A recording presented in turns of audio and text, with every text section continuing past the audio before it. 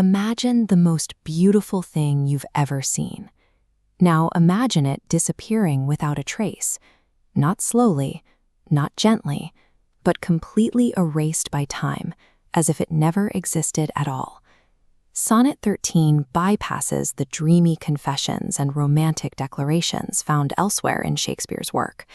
It avoids the typical language of devotion to focus on a much more urgent problem.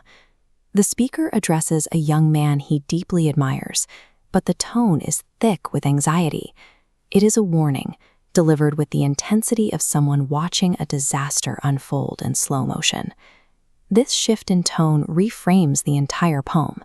Shakespeare is documenting a desperate attempt to outrun the clock and find a way for beauty to survive its own inevitable decay. Shakespeare's premise relies on a specific reality. Beauty and physical form are fragile and only borrowed. The poem identifies time as the true owner of the body. Eventually, time will collect on the loan, taking back every feature it previously granted. By identifying identity itself as a temporary loan, the poem strips away the illusion of permanence. It leaves the subject with no choice but to find a way to secure their legacy before the clock runs out. This timeline illustrates the core threat. Time is an aggressive, unbeatable consumer that erases everything in its path. To counter this, Shakespeare uses calculated, reasoned persuasion, weighing the necessity of survival against the certainty of loss. The stanzas function as a philosophical debate.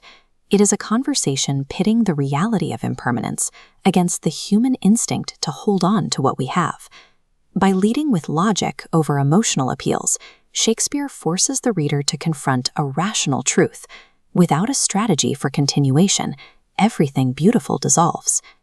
In the Procreation Sonnets, Shakespeare identifies a biological loophole to defeat time. Individual life moves forward until it hits an impassable wall. To bypass this, one must create a continuation.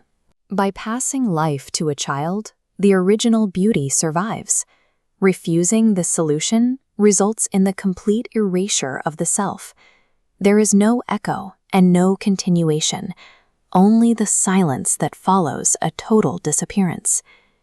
There is a deep emotional layer beneath this logic.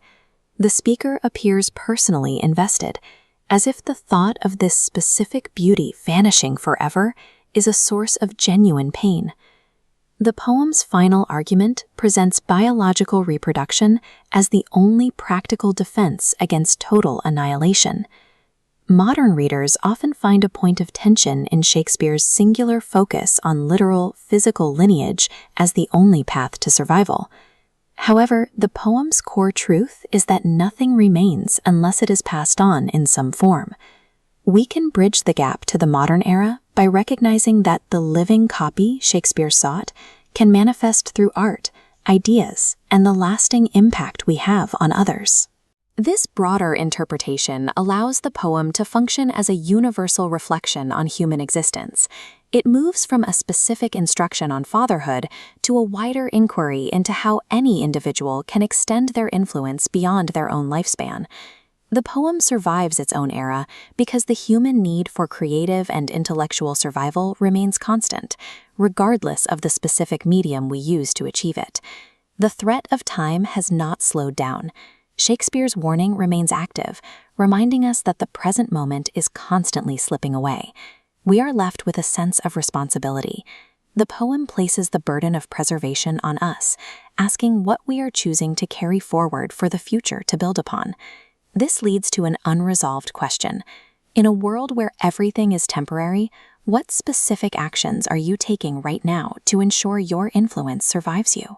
Sonnet 13 acts as a mirror, showing us that without an intentional effort to build a legacy, we are guaranteed to leave nothing